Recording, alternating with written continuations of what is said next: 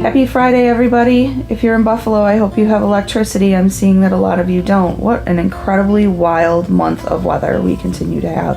I'm headed home today, so I hope that weather calms down before I hit Syracuse.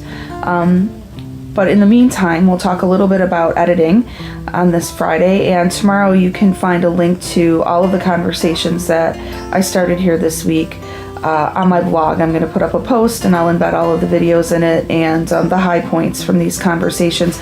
So those of you that want to be able to come back to them in one place will be able to find them and share them and catch up if you haven't been able to during the week.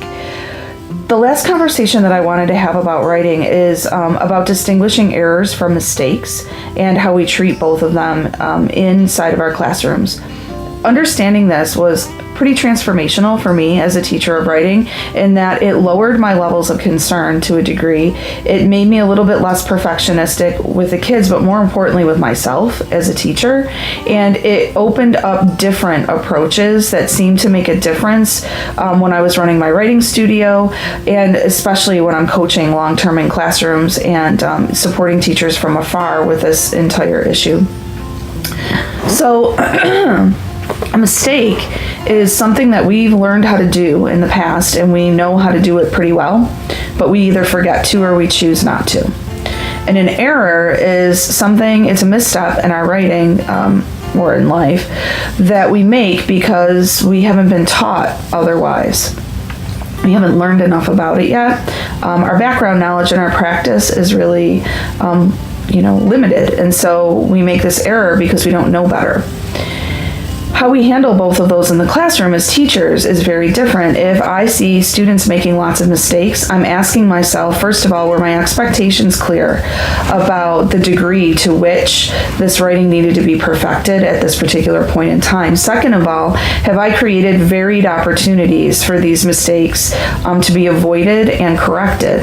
And third of all, are my kids writing for real audiences about something that really matters to them? Because if they aren't, their writing isn't going to be anything that they care about perfecting. It just isn't. It doesn't matter to them. They're only going to submit it for a grade. And so unless they're incredibly grade oriented and competitive in that way, which is incredibly unhealthy, quite honestly, they're not necessarily caring about spelling, punctuation, and mechanics all that much, and they're not going to invest in it deeply enough to come off as a credible or an authoritative writer.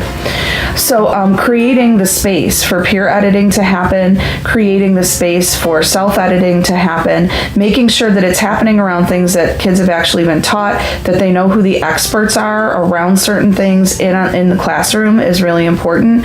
Earlier in the week, I shared my peer editing approach, which is very different than what I used to do when I was in the classroom. I used to use things like checklists and get frustrated when kids couldn't find and correct their own errors. And now I round robin the papers, and each kid only edits for the thing that they're actually good at, and it tends to go a little bit better.